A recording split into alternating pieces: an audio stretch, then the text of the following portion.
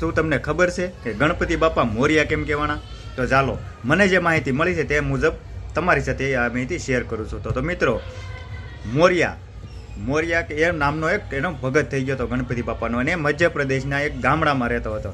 તો મિત્રો, મધ્યપ્રદેશમાં મોરિયા અને એનું કાંઈક અલગ બીજું નામ હતું, પણ મોરિયા તરીકે કહેવાતો. પણ તેણે ગણપતિ બાપાનો પરમ ભક્ત હતો ને એટલી ભક્તિ કરી કે હતા.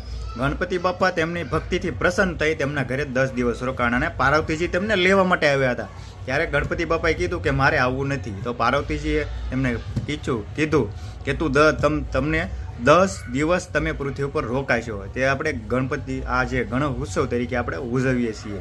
તો મિત્રો, આ રીતે અને ગણપતિ બાપાએ તેમના ભક્તને વસન આપ્યું. જ્યારે મને યાદ કરશે ભક્તો, ત્યારે તમારું નામ પણ મારી સાથે લેવાશે. એટલે આપણે કહીએ છીએ ગણપતિ બાપા મોરિયા.